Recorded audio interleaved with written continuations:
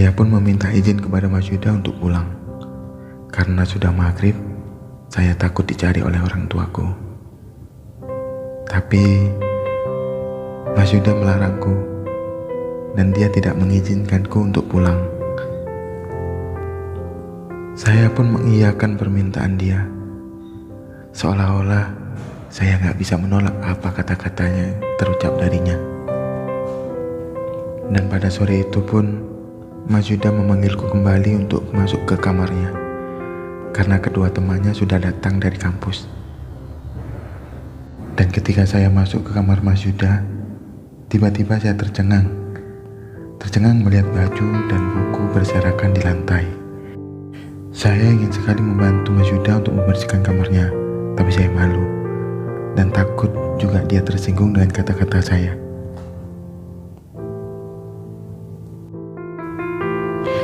Dan di situ ada sebuah benda kecil dan tipis yang mirip dengan TV. Dan saya mulai bertanya kepada Mas Yuda.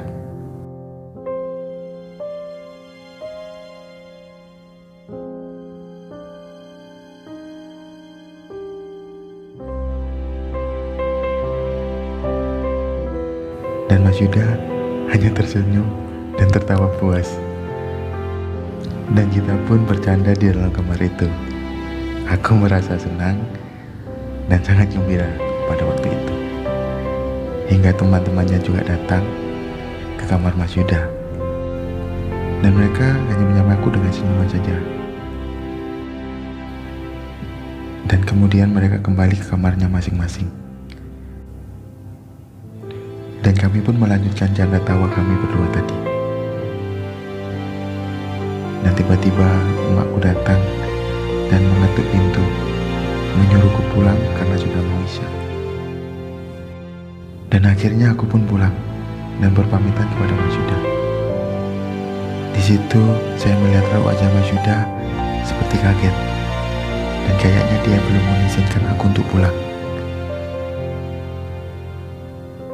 Dan makku pun bilang ke Mas Yuda,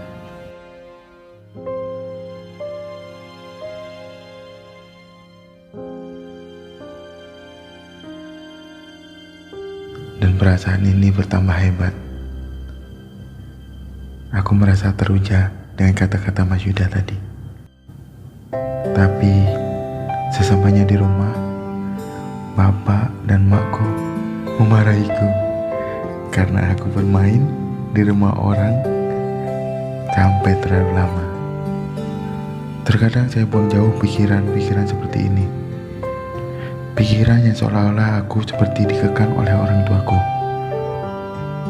Dan aku tidak pernah diizinkan untuk mengenal dunia luar. Dan aku pun hanya meminta maaf dan berjanji tidak akan mengulanginya lagi. Dan malam itu saya pun gak bisa tidur karena masih terbayang-bayang ingin membantu membersihkan kamarnya Mas Yuda.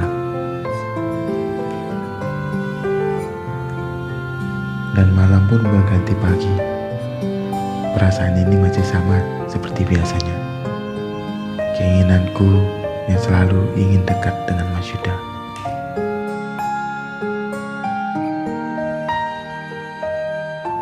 Kehidupanku masih sama. Setiap harinya aku harus bersih-bersih rumah dan mencari rumput ke sawah. Dan siang itu pada pukul 14.30 Mas Yuda datang ke rumahku lagi. Dan tiba-tiba dia minta izin kepada bapakku dan ingin mengajakku keliling kota. Di dalam hati saya berdoa agar diizinkan keluar rumah.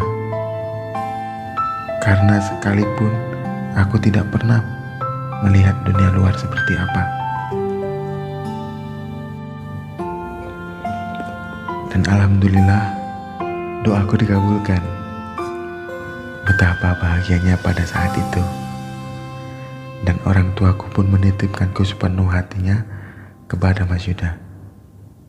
Dan akhirnya kami pun jalan. Tapi Mas Yuda kaget pas melihatku memakai sandal jepit dan baju sederhana. Dengan tatapan penuh rasa kasihan dia menatapku. Kami pun segera bergegas untuk jalan. Dengan menaiki sepeda motor Kawasaki warna hijau, dan tingginya tempat duduk itu membuat aku tidak nyaman. Dan sesekali aku merasa terhempas, seperti mau jatuh. Dan Mas Yuda hanya tertawa gembira. Dan dia juga melihatku yang ketakutan dari kaca spion. Aku meletakkan tanganku di belakang tempat dudukku.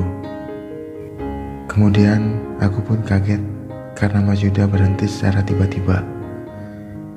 Dia pun bilang kepadaku,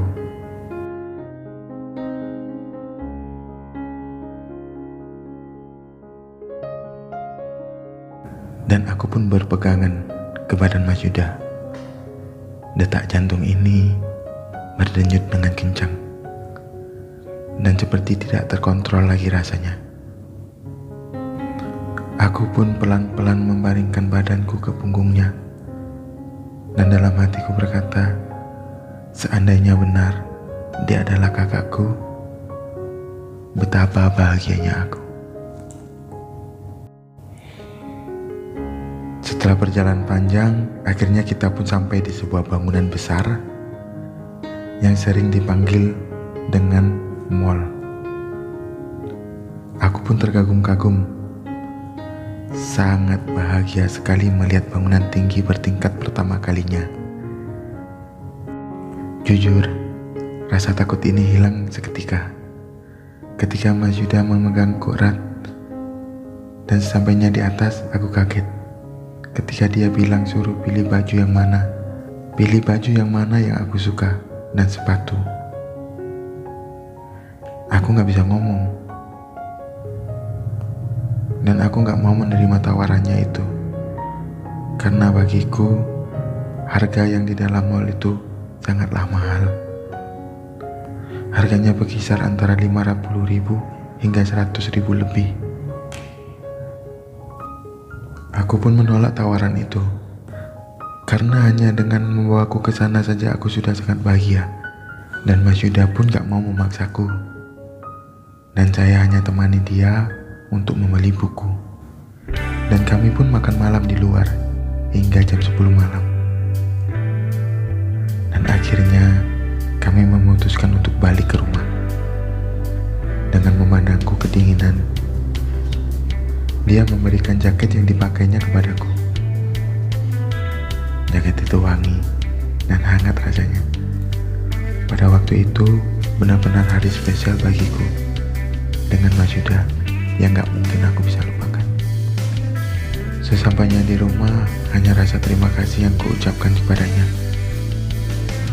Malam itu juga susah rasanya lelah ini menghampiriku, dan aku masih terbayang-bayang indahnya malam di kota besar dengan keindahan cahaya lampu dari bangunan-bangunan tinggi. Dan juga sangat terasa sekali bahwa Mas Yuda benar-benar menjagaku pada saat itu. Keesokan harinya dia pun memanggilku datang. Dia memanggilku untuk datang ke rumahnya. Dan di situ dia sedang memasak untuk sarapan pagi sebelum dia pergi ke kampus. Saya pun menawarkan diri untuk masak. Dia pun dengan wajah sedikit kaget memandangku dan bertanya,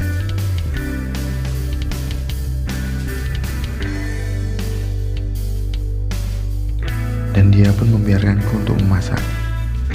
Kebetulan hanya nasi goreng saja yang dia minta. Dengan cekatan, aku ambil alih semua dan menyuruh dia masuk ke dalam.